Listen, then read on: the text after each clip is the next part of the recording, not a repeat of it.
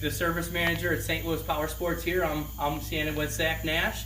We're going to do a series of videos on Tuesdays called Tech Tip Tuesday. We're going to just kind of show some of the things that we do around the shop. I've got my bike in here today. We've got a set of Wilson rock sliders we're going to be installing, and I just figured we would kind of show some of the different things that we do that set us off from some of the other dealerships in the St. Louis area. Zach, you got anything you'd like to say? Yeah, man, so these are Wilson Motorsports tree kickers or rock sliders, whatever you want to call them. You know, this is what we all run, you know, side-by-side videos. Everything is either a Wilson chassis, Wilson cage, Wilson built, and in my opinion, it's the strongest rock sliders out there. They're really holding up good. And Nick was due for some new ones. He beat his old ones to death and ready to do it. Yeah, so, I had the Polaris ones on here, and as you can see, it's no longer with us. It got ripped off on the trail somewhere, and I have not seen it since. So we're gonna upgrade to these, and I don't think these ones are gonna be going anywhere. No, we never had issues with them, but we're gonna bring in this Brian Weber here. He's the lead mechanic out here. He's Brian the Slayer Weber coming in to do some work. Let's do it. Stay tuned, guys. Alrighty, we've got Brian down here. We're going to jump right into this.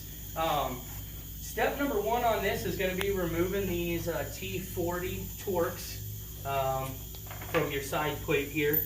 Then the next step is going to be, actually he has two different styles of fasteners that hold on these rock sliders.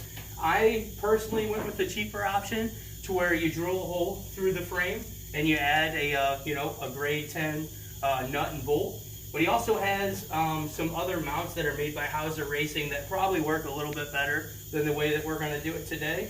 But this is a method that people have been using for years, and it's stood the test of time, I guess. Well, so, it's definitely worked for me, so it'll work for Nick. Yeah, you know how hard I am on stuff. For sure. Yeah, so if it's holding up for these guys, I think it's going to do pretty good for myself. We're going to have Brian here. Kind of dive into it. We're going to be drilling out these existing holes here. This is where the Polaris and Wilson's definitely differ. On the Polaris brand, they have basically a nut that inserts there, and as you tighten it, it expands and it kind of holds it in place. But it only works for really so long. Around in Missouri and our terrain, we have so many rocks that it's just a matter of time before they get knocked loose, or even start to wall your frame out a little bit like mine is here. So this is definitely going to take care of all of my issues and hopefully keep me on the trail a little bit longer.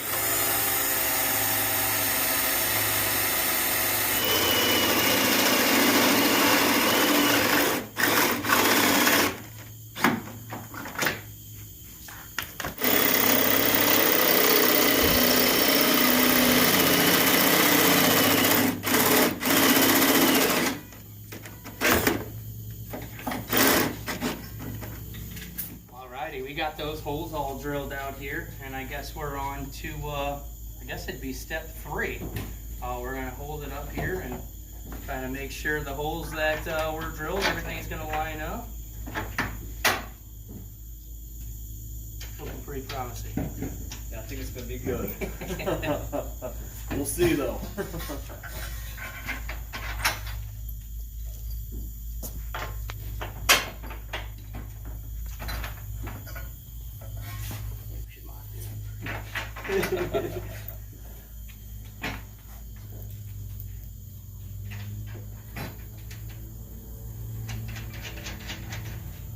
Pretty off. Tell me, right? There we go.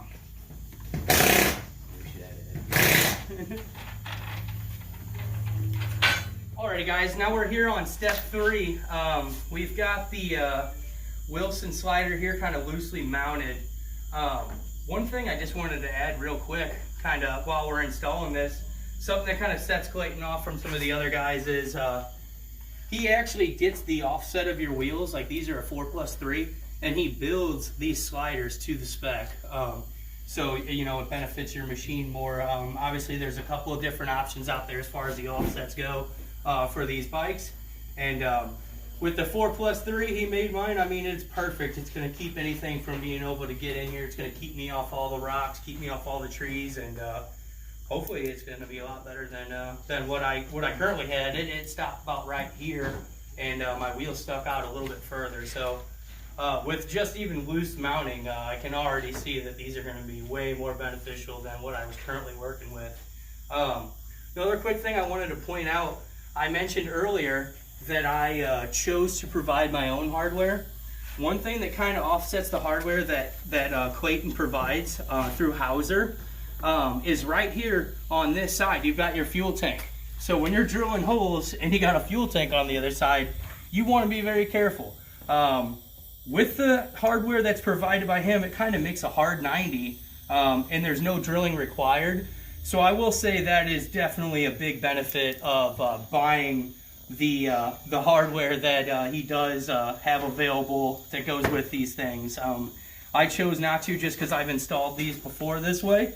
But maybe somebody this is their first install or is not looking to do, any drilling or anything like that, you can get those, no drilling required. It will mount right up.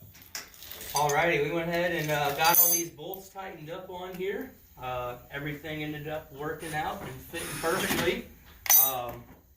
It's just crazy how much better it actually makes the machine look too. I'm real excited to be having these on my machine. So, other than that, after this, I'm gonna take off the Polaris one and kind of show you guys the expander nut that I was talking about earlier in the video, and kind of show you how dinky it is. And I'll also do a comparison between, on the other side, I have still the factory Polaris Rock Slider. I was going to do a comparison between that and the Wilson to kind of show how much stronger it really is.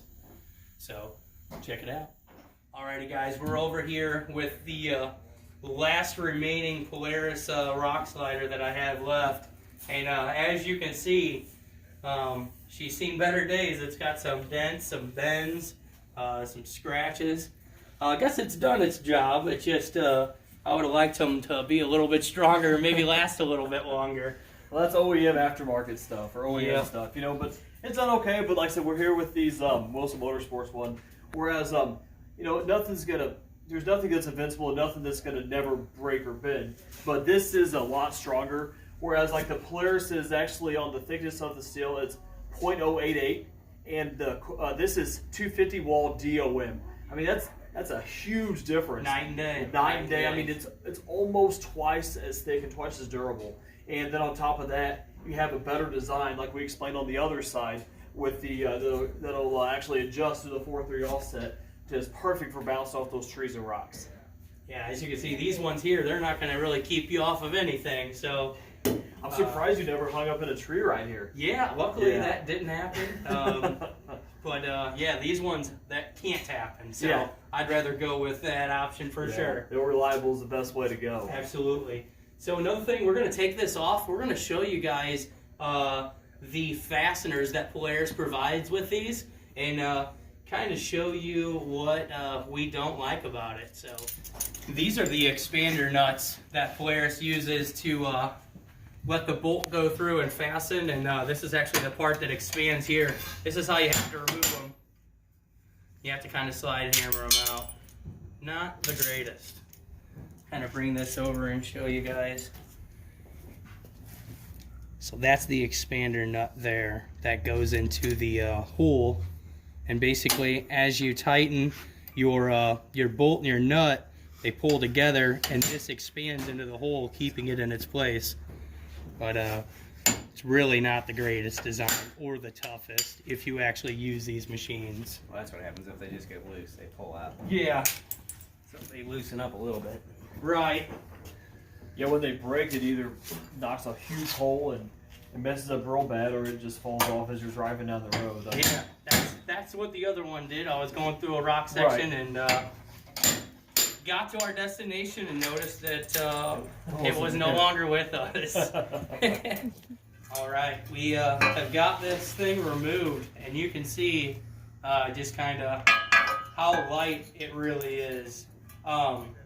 The kind of funny part about all this is these two products actually cost about exactly the same. So if we're talking what you get for your money, there's no other option as far as to just go with the Claytons. These things I did get a couple of years out of, but as you can see, as far as buying something and only buying it once, I think this is the better option. I've had to do it twice, so if I can save somebody from having to do it twice as well, I'd like to try to do that. So just some food for thought. And something about these is you guys are going to start having these in your shop, right? We are, yeah. We are. We talked with Clayton. We're going to have a few different sets made, and we're going to try to have a set here at all times if anyone would like to come in and try to purchase a set. So I think we've got a couple of weeks before we're going to have them here. We're also, stay tuned, we're going to keep doing these videos.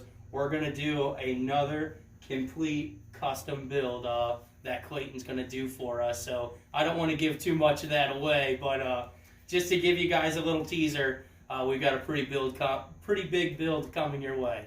All right, so you guys saw it. I mean, we compared them, we installed them, took them off, and this is it. I mean, what a sweet product. We're glad to be out here to do this, and nice machine, big, nice cage. It's also a Clayton cage if you didn't realize that too. And man, we're just happy to put these on and do this. Hopefully you guys took something from this. Hopefully you guys learned from this, because I feel like we put some good content here, and it's something everybody needs to know. Check out Wilson Motorsports. Check out St. Louis Powersports. Nick Schmitt's your man. Brian's the brains behind the business in the garage, and the whole sales teams and everybody here is just phenomenal. So check everyone out. Have a good day. We'll see you on the trail. Check in for next time. Thanks, guys.